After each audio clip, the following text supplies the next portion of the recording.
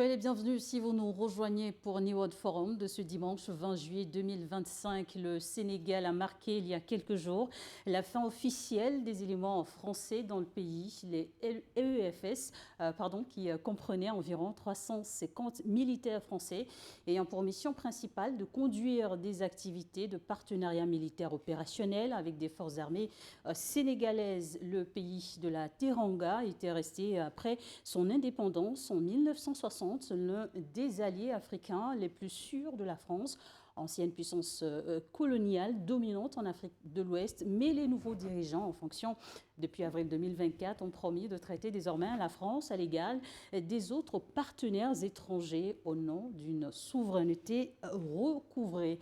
Le retrait de l'armée française au Sénégal, c'est le sujet du jour et pour le débat, j'ai le plaisir d'accueillir sur ce plateau, à ma droite, Mamadou Diouf, journaliste, écrivain, islamologue, éditorialiste. Beaucoup de cordes à votre arc, finalement. C'est vrai qu'on a fait beaucoup de choses dans la vie, mais je me dis que c'est à cela que sert la vie. J'ai toujours aimé apprendre. C'est mon père qui m'a mis cela dans la tête. J'ai lu les journaux alors que je devrais avoir peut-être 7 ans. Si je suis devenu journaliste, je le lui dois. C'est lui qui m'avait branché directement sur cela. Le débat contradictoire, c'était lui qui l'instituait à la maison. Donc, il m'a mis dans un parcours qui fait que je me suis retrouvé dans plusieurs choses finalement. Et nous sommes fiers de vous avoir finalement toutes les semaines sur New World Info pour les débats constructifs. Mais peut-être avant de passer à notre deuxième invité, le bonjour. Aujourd'hui, on va quand même un peu célébrer la diversité culturelle sur ce plateau. Du côté du Sénégal, Nagadef. Magnifique. Merci beaucoup. Merci à vous tous qui nous suivez dans New World Forum de ce jour. Nourdine Didier Alou, journaliste également, directeur général Africadev et spécialiste de la communication d'impact. Qu'est-ce que c'est? La communication pour un changement de comportement social et d'impact, c'est la communication pour la transformation sociale. J'en profite pour dire bonjour à tous vos téléspectateurs, bon dimanche à chacun d'eux et bienvenue dans le forum. Peut-être que je vais donner plus de précisions. Je ne sais pas si pour vous, je vais le dire le bonjour en mina, en fond, ou non, vous m'avez dit Bambara, c'est le Mali, c'est pas le Niger. Oui. Ou le Yoruba. Ou le Yoruba, mais j'irai pour le fond pour dire Nifogadia. Nifogadia. Voilà, merci beaucoup. Merci à vous tous qui nous suivez également depuis Cotonou, Parakou, Ouida et entre autres. Et merci encore, messieurs, d'avoir accepté donc nous rejoindre sur New World Forum de ce jour. Pour vous, chers téléspectateurs, vous connaissez le principe. La première partie, c'est le débat. Et en deuxième partie, vous avez donc la possibilité de vous joindre à nous, partager vos avis sur le sujet du jour via le numéro WhatsApp plus 228 96 08 43 43. L'armée française donc qui plie bagage au Sénégal sur... Donc pour ouvrir les débats, justement, nous avons donc la chance de vous avoir sur ce plateau, journaliste sénégalais, Mamadou Diouf. Pour déjà planter les décors, dites-nous quel était principalement le rôle de l'armée française au niveau du Sénégal? En fait, l'armée française était est restée au Sénégal après la décolonisation. Puisqu'en fait, on oublie cet aspect. Ils ne sont pas venus s'installer après les indépendances. En fait, ils ne sont pas partis. Parce que souvent, quand les gens parlent, on parle d'installation. La réalité, c'est qu'ils étaient là en tant que puissance coloniale sur le territoire sénégalais. Regardez la carte de l'Afrique, vous voyez la position du Sénégal, vous voyez l'enjeu d'un point de vue stratégique. Ils étaient particulièrement bien installés au Sénégal pendant la période coloniale. En fait, je crois qu'il faut d'abord ramener cette chose et ça permet de comprendre pourquoi il y avait des assises qui étaient importantes, il y avait des assises qui occupaient également des espaces stratégiques parce qu'à l'époque, c'est eux qui décidaient de ce qui se passait au niveau du Sénégal. À l'arrivée des indépendances, il y a eu je dirais un changement de dénomination. Ce n'était plus des Français qui étaient dans leur colonie, on parlait des forces françaises du Cap-Vert, c'est-à-dire pas seulement le Sénégal, puisque eux, quand ils s'installent stratégiquement, c'est le Sénégal, ils se sont installés, mais ce n'était pas pour le Sénégal seulement, c'était pour au-delà du Sénégal, la sécurité au niveau de l'Atlantique, particulièrement au niveau du golfe de Guinée, les questions de communication, puisque les militaires, c'est également ça, c'était ça la base qui était au niveau de Rufisque en particulier, etc. Donc il y a tout ça qui était là. À l'indépendance, c'est devenu maintenant des forces françaises installées sur le sol sénégalais devenues indépendants, sur la base d'un partenariat avec le Sénégal. Dans ce partenariat, il y avait la formation, il y avait la sécurité, y compris même la protection des frontières au début. C'est par la suite qu'on a changé la domination, c'est devenu les éléments français au Sénégal. Le changement allait également avec un changement sur les prérogatives qui leur avaient été données. Donc il y a une première réforme, mais ils sont toujours là avec le même nombre, occupant les mêmes espaces. Il y aura une autre réforme plutôt en 2012 où l'armée sénégalaise devient responsable de l'intégrité du territoire. C'était plus aux Français de participer à la défense du territoire sénégalais. Ben, la dernière réforme qui est le départ, parce qu'on l'oublie tout le temps, quand le président Wade est arrivé au pouvoir, il y a eu départ des forces françaises du Sénégal. C'est lui qui a entamé ce processus, qui s'est ralenti avec le président Macky Sall et qui a repris avec ceux qui ont pris le pouvoir actuellement. Donc on l'oublie. En 2012, la base de Bel-Air a été libérée sur la demande du président Abdoulaye Wade. Abdoulaye Wade qui a été porté au pouvoir par les partis de gauche du Sénégal, des partis de gauche qui, de l'indépendance jusqu'à ce départ, ont toujours réclamé le départ des forces françaises du Sénégal. Donc c'est bon de rétablir ces éléments pour qu'on ne reste pas dans la situation actuelle seulement pour ne pas faire de confusion. Différentes phases qu'ont connues, ou sinon qu'a connu cet accord militaire entre le Sénégal et la France. Mais cette fois-ci, avec l'ère Bassirou Diomaye Faye, qu'est-ce qui a donc motivé cette nouvelle décision? Il y a plusieurs choses. La première chose, c'est leur discours panafricain. C'est vrai que le panafricanisme ne se réduit pas au départ de la France, parce qu'il faut quand même le préciser, mais on a vu dans leur discours de campagne, dans leur discours politique, cette question de la souveraineté du Sénégal. Ils se sont associés à FRAPP, France Dégage, de Guy Marius Sagna. Ben, quand ces gens-là s'entendent, ça veut dire que du point de vue objectif, départ des Français, même si on n'est pas d'accord sur la façon dont ils vont partir, dans l'objectif, on s'est entendu. Donc il y avait cela qui était là dans leur discours. Donc ils étaient tenus de respecter cette promesse qui avait été faite aux populations sénégalaises que pas les Français vont partir. Ils avaient dit que le Sénégal ne va pas abriter de base pour une force étrangère, quelle qu'elle soit. Il se trouve que c'est les Français qui étaient là, donc c'était eux les principaux concernés. Donc il y a ce discours qui était là. Il y avait la demande également de la société sénégalaise pour ce départ des forces françaises, puisque leur présence au Sénégal était devenue caduque depuis fort longtemps. Je rappelais tantôt que quand Wade est venu, il y a eu départ des forces françaises. Ce qui veut dire que le débat dans la société sénégalaise se pose depuis fort longtemps, un débat porté surtout par la gauche sénégalaise. Parce que ça, il faut le dire, ils n'ont jamais été au pouvoir, mais c'est eux qui ont accompagné Wade pour qu'il arrive au pouvoir. Et certainement, dans ce qu'ils avaient dit comme partenariat avec Wade, il y avait cela. Mais ça, les Sénégalais en étaient conscients depuis fort longtemps, puisqu'il y a tout un travail de communication, de sensibilisation qui avait été fait auprès des populations, raison pour laquelle tout le monde attendait le départ des forces françaises. C'est pourquoi vous avez vu, on ne l'a pas célébré.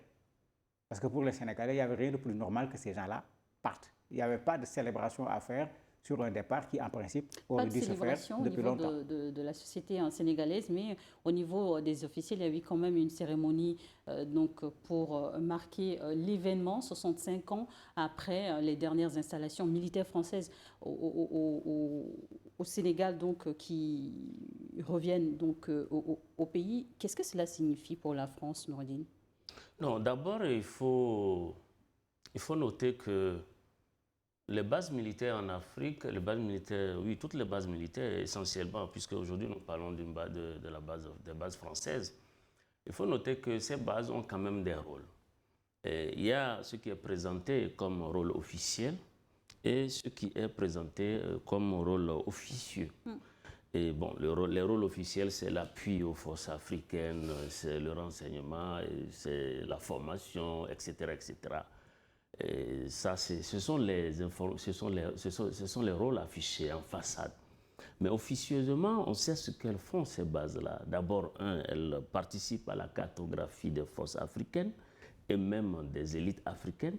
elle participe à l'instrumentalisation politique, ça il faut le dire, et puis aussi elle participe à soit l'influence et la domination donc, de la France dans ces pays-là, et c'est à travers justement ces bases qu'ils arrivent à avoir un contrôle, une surveillance sur la politique intérieure, sur la marche du pays dans le développement, et mais aussi sur effectivement les élites qui commencent par se développer. Donc, ces bases servent tellement à ça. Mais au fond, je crois que leur départ, pour les Sénégalais, ça pourrait être caduc, mais au fond, pour les Français, ça représente quelque chose. Et pour plusieurs raisons. Bon, l'une des raisons que j'aimerais évoquer, c'est celle notamment que M. Diouf a évoquée, à savoir que le PASTEF avait mené une campagne sous fond de souveraineté. Comme aujourd'hui, il est répandu dans toute l'Afrique un désir ardent des populations à avoir leur pays, à disposer entièrement de leur territoire et à aspirer profondément donc à la souveraineté nationale. Donc, il y a cette première raison et que ça a servi de thème de campagne qui a séduit donc les populations qui ont porté donc le PASTEF au pouvoir. Mais ensuite, je crois que puisque la France a été pratiquement humiliée dans les pays de l'AES, vous avez vu comment leur départ a été orchestré et qu'ils ont été pratiquement chassés comme des malpropres. Je pense que la France veut prévoir ces genres d'humiliation parce que ce qu'ils ont appelé entre-temps, notamment au sommet de Pau, sentiment anti-français qui en réalité n'en est pas un sentiment, c'est un désir profond des Africains d'aspirer à la souveraineté, ça je l'ai dit. Je crois qu'ils veulent quand même prévoir ces genres de choses parce qu'ils ont vu les luttes qui ont été menées par la jeunesse sénégalaise et ces luttes qui ont porté justement les responsables du PASTEF au pouvoir. Donc ils veulent, et puisque à un moment donné, ces populations vont commencer certainement à réclamer le départ de l'armée française. Donc il fallait anticiper et ne pas subir la même humiliation qu'elles ont subie donc, dans le Sahel, la deuxième raison. Maintenant, la troisième raison, c'est que quand les Français ont vu ce qui s'était passé au Tchad, parce qu'en réalité, c'est Macron qui est parti introniser le président Mamad Déby, et tout le monde, et on a décrié ça sur tous les plateaux. Alors, donc, et vous avez vu après ce qui s'est passé, le président Mamad Déby, vous avez vu qu'il s'est beaucoup rapproché de l'AES et même vers la Russie. Donc, ils veulent prévoir tout ça. Quand ils voient deux jeunes, comme le président Diomaye Faye et un premier ministre comme Ousmane Sonko, qui d'ailleurs, je le rappelle, a fait récemment une déclaration choquante à l'endroit du président Diomaye Faye, qu'il a accusé d'être un peu molle à la tête de l'État. Je pense qu'ils veulent prévoir tout ça. Et donc, de toutes les façons, si l'armée française ne partait pas, ça devenait un caillou dans le pied des dirigeants du PASTEF. Vous avez justement établi beaucoup de liens entre tous ces événements, mais on va noter l'influence française en Afrique jusqu'au plus haut sommet de l'État, Mamadou Diouf. Vous avez donné également l'exemple du Sahel où un sentiment anti-français vraiment a pris de l'ampleur, mais au niveau du Sénégal, parlons justement de ce sentiment anti-français. Est-ce qu'il y a des similitudes ? Il y a des similitudes puisque la jeunesse sénégalaise fait partie de la jeunesse africaine. C'est un élan africain où, comme il l'a bien précisé, ce n'est pas que les gens ont une dent contre la France. Parce qu'il ne faut pas utiliser l'élément de communication des autres. Les gens ont dit tout simplement, mais nous sommes capables de prendre en charge nos pays nous-mêmes. 60 ans après les indépendances. La deuxième chose, comme il l'a dit, cette présence militaire, c'est une sorte de vestige de la colonisation. Je l'ai dit tout à l'heure, les soldats ne sont pas venus dans nos pays après les indépendances. Ils étaient là-bas au Sénégal avant les indépendances. Donc c'est un vestige de cette colonisation qui est dénoncé de façon régulière. L'autre élément, il l'a dit également, dans le fait que la France est en mesure de manipuler nos pays, il y a ce fait, la présence des forces militaires françaises. Qu'on se rappelle dans nos pays les périodes des coups d'État. Et même avant les périodes, quand je dis période de coup d'État, prenez le cas de la Centrafrique, c'est le cas le plus extraordinaire où la France met quelqu'un au pouvoir, quand ça ne l'arrange plus, il l'enlève. Tout le monde sait comment on a mis et enlevé des présidents.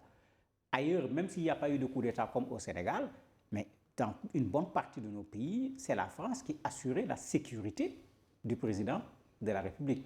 Regardez souvent comment on a installé les ambassades de France pas loin des palais présidentiels, où les gens disaient même il y a des tunnels même en bas pour aller directement, etc. En fait, ça montre qu'effectivement, on parle de forces militaires, mais ce n'était pas seulement du militaire, c'était du positionnement stratégique.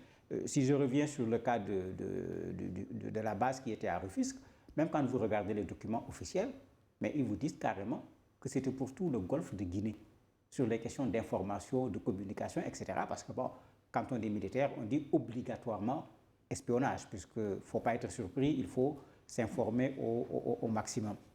Donc tous ces éléments sont des éléments connus par la jeunesse sénégalaise, puisque ces forces de gauche dont je parle, mais ont mis ce débat au Sénégal depuis fort longtemps pour expliquer pourquoi ces Français ne doivent pas être là.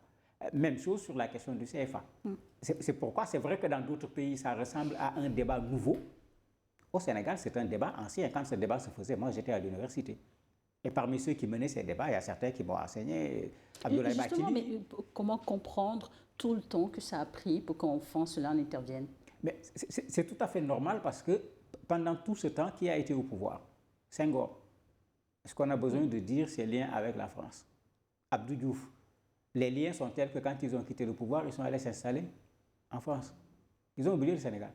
C'est le président Wade qui est arrivé, porté, comme je dis, par ses forces de gauche, parce que Wade avait à peu près pensé que bon, c'était fini, quoi. Il était âgé, il a essayé plusieurs fois. Ces gens sont venus lui dire non, c'est le moment. Mais bien sûr, quand des gens de gauche veulent te mettre au pouvoir, ils ne te mettent pas au pouvoir sans discuter avec toi sur le programme à mettre en place, etc. C'est des gens qui sont très doués sur le plan stratégique en termes politiques. Mais ils avaient mis cela dans leurs revendications que les Français quittent. Quand Wade est venu, il l'a effectivement entamé. Quand Macky est venu, la proximité avec la France est revenue. Avec la proximité, on a mis en sourdine cette affaire. Bien que les gens continuaient à réclamer, vous avez le mouvement Frappe qui a continué à réclamer le départ des forces françaises. Les partis de gauche ont continué à tenir le même discours, mais rien n'a bougé sur ce plan-là. Quand ceux-là sont arrivés, ils ont tenu leur discours. Parce que même quand vous regardez Pastef, il y a beaucoup de gauche dedans. D'ailleurs, les gens disent même que c'est des panafricanistes de gauche pour faire la distinction d'un point de vue doctrinal. Donc tous ces éléments font qu'effectivement, il fallait que les Français partent. Les autres éléments, il l'a dit, il y a le contexte.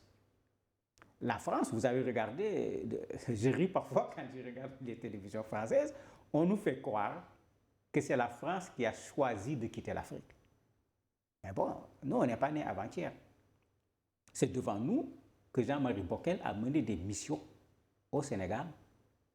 Au Sénégal, il n'est pas venu, au Tchad, en Côte d'Ivoire, où l'objectif de la mission, ce n'était pas le départ des forces françaises, c'était la réduction, qu'il y ait une centaine de soldats sur place. Il n'a pas rencontré le président Bassirou Diomaye Faye, qui n'a pas voulu le rencontrer. Il n'a pas rencontré le premier ministre Ousmane Sonko, qui n'a pas voulu le rencontrer, parce que c'est ça la réalité. Et ils n'ont pas voulu le rencontrer parce qu'ils n'allaient pas dans une direction de diminution, ils allaient dans une direction de départ de façon définitive. Qu'on se rappelle ce que lui a fait le président tchadien. Après avoir négocié, quand il est encore dans l'avion, le Tchad a décidé de rompre les relations avec la France sur le plan militaire. Donc, ce n'est pas les Français qui ont voulu quitter. On les a obligés à quitter. Maintenant, il y a le contexte avec l'analyse pertinente qu'il a fait. Ils essaient en train de voir comment rester pour ne pas être chassés. Donc, on diminue, mais ils se sont rendus compte que même cette demande, finalement, n'a pas été acceptée. Mais bien sûr, en matière de communication, la France fait comme si c'est elle-même qui, de son propre gré, a changé de stratégie militaire par rapport à l'Afrique. Mais on était là quand l'histoire s'est déroulée. Et en 2022, la France, où l'armée française donc, a été poussée à la porte, d'abord au Mali, au Burkina Faso, au Niger, le Tchad, le Gabon. Vous avez parlé d'influence. Est-ce qu'il faut comprendre qu'il y a eu des chefs d'État africains, notamment dans les pays francophones, qui ont favorisé le développement de cette influence française dans nos pays? Non, en fait, oui, on peut le dire, c'est parce que d'abord, la France, elle, c'est sa politique militaire en Afrique qui est ainsi organisée et qui veut que de tout le temps, ils arrivent quand même à avoir de l'influence sur les chefs d'État. Mais même le cas du Sénégal dont nous parlons ce matin, je ne suis pas très sûr que ce départ donc, de l'armée française du Sénégal soit réellement un vrai départ. Moi, je soupçonne plutôt un arrangement. Pourquoi je le dis? Parce que nous n'avons pas vu là où le gouvernement sénégalais a dénoncé publiquement la coopération militaire avec la France. Mais ça a été une promesse de campagne de marquer cette rupture. De marquer cette rupture, ça fait partie. Voilà pourquoi je dis ça, c'est un premier pas, mais il faut faire plus pour rassurer les Africains que nous sommes. Donc, il n'y a pas eu cette dénonciation. Donc ça, c'est un. Et deuxièmement, le malaise qui est senti dans le tandem qui gère le Sénégal, est-ce que toute cette question n'est pas au fond? Parce que quand vous voyez Ousmane Sonko être présent et participer à l'inauguration du mausolée de Thomas Sankara et en présence des autres délégations de l'AES, vous sentez quand même en le Premier ministre une démarche qui est plus penchée vers la démarche de l'AES, c'est-à-dire une rupture totale. Une démarche beaucoup plus radicale. Plus radicale, alors que lui, le président Diomaye Faye, il est plus modéré. Bon, donc il y a ça. Et ensuite, je pense que la France n'a vraiment pas pris en compte le profond désir des Africains à pouvoir disposer totalement de leur territoire. Qu'est-ce qui me le fait dire? C'est le récent point de presse du chef d'état-major général des armées françaises, le général Thierry Boucard, qui a fait un point de presse où il a ciblé... La France continue d'être surprise par les nouveaux dirigeants africains. Où il a ciblé la Russie comme étant une menace permanente sur la France. Mais ce qui est intéressant, c'est sa vision ou cette déclaration par rapport à l'Afrique. Alors, le premier des militaires français a déclaré 3 choses sur l'Afrique qui m'ont laissé pantois. La première déclaration, il dit que ce n'est pas parce que les armées françaises n'étaient plus productives en Afrique qu'on demande leur départ. Mais les accords étaient caducs. Voilà, oui, il n'a pas dénoncé les accords caducs, pas du tout. Il a au contraire porté l'accusation sur la Russie qui serait en train, selon lui, de manipuler les peuples africains. Cela signifie quoi? C'est toujours ce sentiment paternaliste et de condescendance, parce que pour lui, à croire ces déclarations, c'est comme si les Africains ne sont pas capables eux-mêmes de pouvoir réfléchir et d'être capables de choisir ce qu'il leur faut. C'est-à-dire que eux, dans leur logiciel, c'est toujours quelqu'un qui est en train de manipuler les Africains, parce que eux, ils sont maîtres de la manipulation. Ils pensent que les Africains de tout le temps sont manipulés. Ça, c'est sa première déclaration qui est erronée. Maintenant, ensuite, quand il dit que l'armée française pouvait continuer à jouer un autre rôle en Afrique, mais en supprimant les bases apparentes et en faisant des positionnements stratégiques.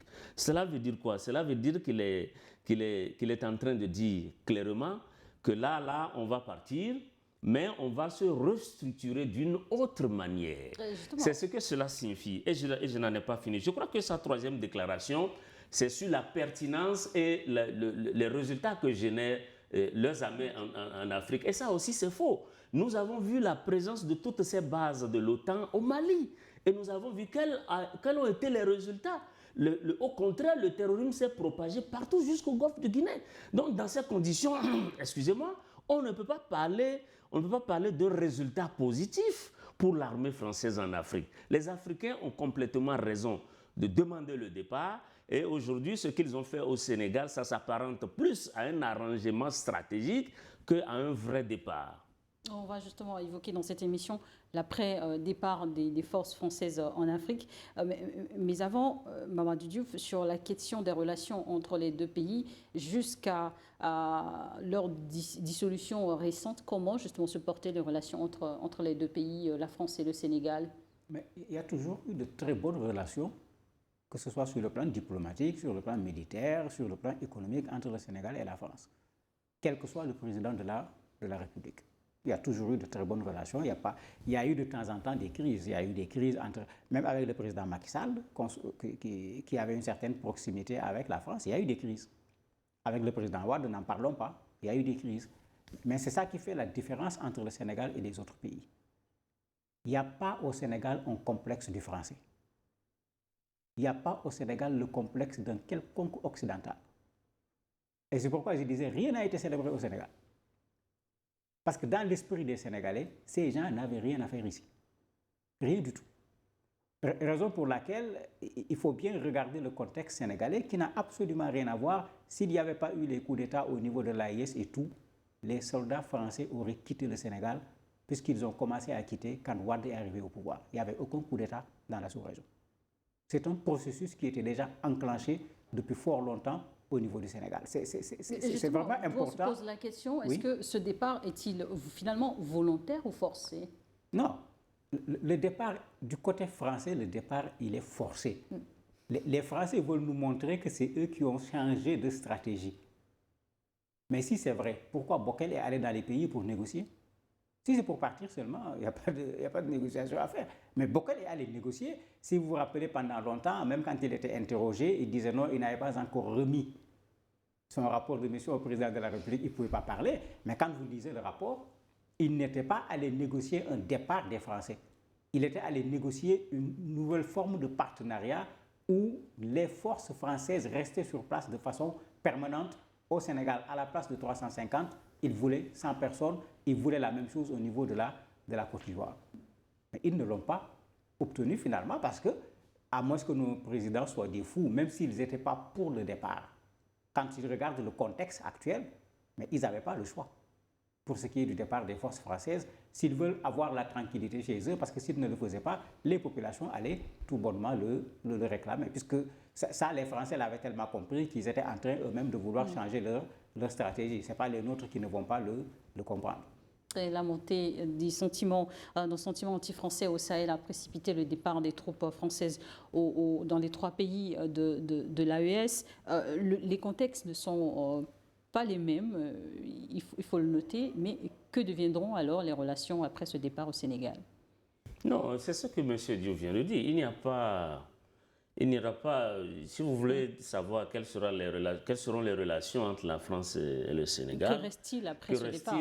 Non, je crois que le partenariat, dans le communiqué du gouvernement qu'on a pu lire, il y a une restructuration donc, de la coopération militaire donc, avec la France et entre la France et le Sénégal.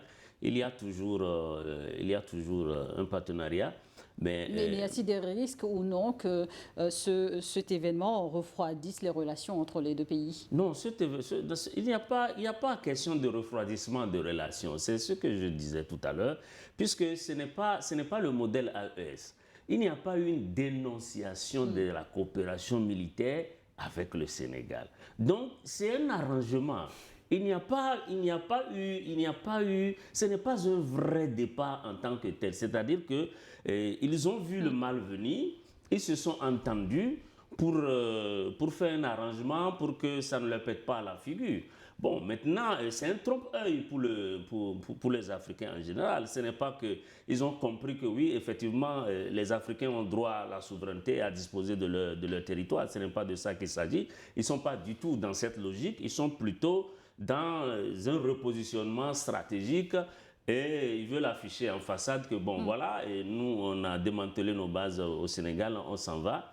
Mais dans la réalité, je ne pense pas qu'il puisse y avoir. Et puis, bon, je ne crois pas non plus que l'objectif, chaque fois que l'armée française quitte un pays, je ne crois pas que l'objectif soit qu'il y ait des embrouilles diplomatiques par la suite. Ce n'est pas ça. Ce qu'on demande à la France, tout simplement, c'est de faire les choses correctement et de comprendre que les Africains ont droit à disposer de leur souveraineté.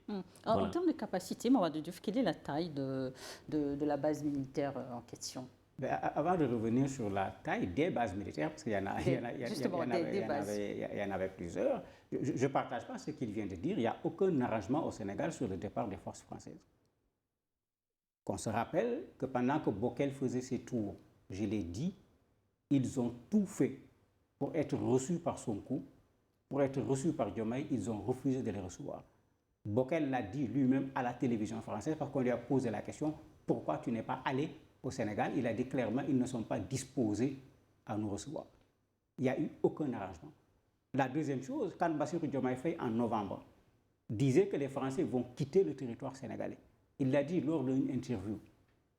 Ça a même surpris les Français. Et effectivement, on a senti la surprise parce qu'il y a eu des réactions, il y a eu un branle-bas pour voir comment éviter d'être chassé. Ce n'était pas du tout un arrangement. Bockel en parlant, des officiels français en parlant, ont essayé de faire passer cette thèse de l'arrangement. Ousmane Sonko, Premier ministre, a répondu, les vidéos sont encore là pour dire qu'il n'y a pas eu de négociation sur la question du départ des forces françaises. Maintenant, ça n'a pas été fait à la AES. Mais c'est tout à fait normal. Le Sénégal, ce n'est pas l'AES. Il ne faut pas qu'on se trompe aussi. Le Sénégal, ce n'est pas l'AES. Il n'y avait pas ce besoin d'une rupture brutale, frontale avec la France. Il n'y en avait pas. Il n'y avait pas d'action terroriste au Sénégal. Il n'y avait pas ce conflit que les autres avaient avec la France. J'ai montré tout à l'heure que le partenariat France-Sénégal est un partenariat qui a commencé à changer bien avant qu'il y ait eu des coups d'État. Les premiers départs ont eu lieu avant. Le contexte n'est pas du tout le même. Moi, je suis tranquille. Je suis sûr que les Français ont quitté le Sénégal et ceux qui prennent le pouvoir, qui ont pris le pouvoir au Sénégal, savent très bien ce qui leur attend de la part des Sénégalais, si ce n'est pas le cas. Maintenant, sur les emprises, il en restait 5. Parce que comme j'ai dit, il y avait déjà des départs avec le président Wade. En novembre, quand le président Diomaye a dit qu'ils vont partir, les départs ont commencé en mars. Les 2 derniers de juillet, c'est la base de Ouakam qui est très bien connue puisque ça occupe à peu près 5 hectares. Ce n'était pas une petite chose. Il y a celle de Rufisque qui est moins connue parce que c'est les questions de renseignement, d'information. C'est moins le militaire avec les armes parce que quand on voit, on n'a pas l'impression que c'est du militaire alors que c'est du militaire, mais dans un autre domaine, il y a l'aéroport, l'escale aéronautique au niveau de l'aéroport puisque partout, il se trouve un espace au niveau de l'aéroport pour leurs aéronefs. C'est les derniers éléments qui sont partis. Mais il y a la base de la marine également qui a été quittée. Et tout récemment, le président a fait le tour. Il a visité 3 bases sur les 5 bases qui ont été libérées par la France. Et il y avait des assises foncières même extrêmement importantes parce que ça occupait un espace pas du tout négligeable dans un Dakar où trouver 1 mètre carré est devenu un problème. Ça fait déjà l'objet d'un débat. D'ailleurs, les gens ont les yeux là-dessus pour dire, attendez, il ne faut pas que le foncier là disparaisse. Et après donc, le repli de ces différentes bases militaires en Afrique de l'Ouest et du Centre, mais jusqu'où Paris est allé, peut aller en tout cas dans cette rupture des relations, mais surtout avec les liens coloniaux? Non, Paris n'ira nulle part. Ce n'est pas que Paris a envie Paris n'a pas envie de rompre et elle n'a nulle part où aller. Depuis qu'ils n'ont plus accès aux mines du Mouraren, depuis qu'ils n'ont plus accès à l'uranium du Niger, aux gisements d'or du Burkina, du Mali et du Niger, vous avez vu dans quel état ils sont là-bas en France. Donc, ce n'est pas Paris qui veut aller, qui veut rompre. Donc, elle n'ira nulle part. Elle va toujours raccommoder, rafistoler, changer de stratégie pour pouvoir rester. C'est ce que je vous disais tout à l'heure. Le nouveau partenariat qui lie le Sénégal à la France, et selon le communiqué du gouvernement, c'est une réorientation. C'est-à-dire que maintenant, il n'y aura plus de base. Et le chef d'état-major général de l'armée française, le général Thierry Bouka, l'a rappelé lors de son point de presse concernant justement l'Afrique. C'est-à-dire qu'il n'y aura plus des bases apparentes, mais une autre forme stratégique de présence plus discrète. Il l'a rappelé. Donc ça, c'est un. Et puis l'arrangement auquel je faisais allusion, ce n'est pas qu'il y a un arrangement dans le sens où l'armée française pouvait continuer à rester. Il y a eu d'arrangements parce que le Sénégal pouvait dénoncer les accords avilissants, les accords économiques, sur par exemple les ressources naturelles, sur la refonte de la coopération internationale, sur la France-Afrique elle-même. Donc je crois que tant qu'il n'y a pas eu de déclarations publiques, on ne dit pas que ça doit suivre forcément le modèle. Mais le modèle AES, le Sénégal n'est pas l'AES, il l'a réaffirmé, c'est tout à fait justifié. Mais nous sommes les mêmes peuples, nous sommes tous africains et nous aspirons tous à la souveraineté et nous aspirons tous à la capacité de nos gouvernements à travailler dans l'intérêt supérieur de nos nations. Je crois que c'est de cela qu'il s'agit maintenant. Si aujourd'hui le Sénégal, je pense que le Sénégal a fait un premier pas. Mais ce qu'on peut encore attendre du gouvernement sénégalais aujourd'hui, c'est d'aller encore plus loin. C'est-à-dire de dénoncer les autres accords avilissants, économiques, politiques, etc. pour rassurer même leur propre population. Et je crois que l'aspiration de la population sénégalaise, elle n'est pas différente de l'aspiration des populations de l'AES. Je ne pense pas qu'il y ait une différence dans les aspirations. Je ne crois pas du tout. Le Sénégal est un pays indépendant, c'est un pays souverain et la souveraineté ne s'accommode pas de la présence de bases militaires dans un pays souverain. Fin de citation. Ce sont les propos du président sénégalais Bassirou Diomaye Faye. Qu'est-ce qu'il faut comprendre? Qu'il n'y aura plus du tout de forces étrangères, peu importe le pays au Sénégal? Mais c'est ça la doctrine du Sénégal. C'est ça la doctrine de la gauche sénégalaise dont je parlais. C'est pourquoi j'ai dit que les contextes n'ont rien à voir. Ça a été de tout le temps ce que les Sénégalais ont demandé. Les Sénégalais n'étaient pas braqués sur la France. Les Sénégalais disaient non aux présences militaires sur le sol sénégalais. Français, Russes, Américains, quelle que soit la présence. Parce que vous avez des présences discrètes dans les pays. On a vu le cas du Niger, quand un attentat a touché des soldats américains, les gens se sont rendus compte qu'il y avait des Américains sur place, et même il y avait des Américains qui n'étaient pas au courant. C'est l'attentat posé par les djihadistes qui a amené à se retrouver en face d'une présence opérationnelle même de militaires américains sur le sol nigérien. Donc, ce que le Sénégal dit est très clair. Aucune base militaire. En termes de coopération militaire, le Sénégal n'a pas le problème que les gens avaient. Parce qu'il faut qu'on dise les choses comme elles sont. En 1985, le Sénégal avait déjà diversifié sa coopération militaire. L'armée sénégalaise avait des armes américaines. L'armée sénégalaise avait des armes russes. L'armée sénégalaise avait des armes soviétiques, des armes plutôt chinoises. L'armée sénégalaise avait des armes turques. Donc attention, la France n'était pas au Sénégal comme les gens le disent. Ce n'est pas la réalité. Ce n'était pas le seul partenaire militaire du Sénégal, pas du tout. La deuxième chose, je ne vois pas pourquoi le Sénégal va dénoncer. La France ne quitte pas le Sénégal dans une situation de crise. Il ne faut pas qu'on confonde les contextes. C'est le Sénégal qui dit nous voulons que vous partiez. Ben, les Français se rendent compte, comme vous l'avez dit, que si c'était eux seulement, ils auraient préféré rester. Malgré tout, les Sénégalais les ont dit, mais même avec tout ça, nous vous demandons de partir. C'est ça la réalité. Donc, il n'y a pas besoin de dénoncer des accords. Mais en même temps, sur le plan économique et autres, il faut dire également les choses comme elles sont. Mais allez au Sénégal pour voir. Mais la France n'est pas le premier partenaire économique du Sénégal aujourd'hui. Il ne faut pas que les gens restent dans l'histoire avec l'arrivée du président Wade. Parce qu'un pays ne se construit pas en 3 ans. Avec l'arrivée du président Wade, la diversification sur le plan économique était déjà une réalité. Parce que c'est vrai qu'on peut faire des reproches à un président, mais quand il fait ce qui est bien, il faut le reconnaître. On a beau reprocher à Macky Sall d'être un proche de la France, mais sur le plan économique, Macky Sall a poursuivi la diversification économique avec le président Wade.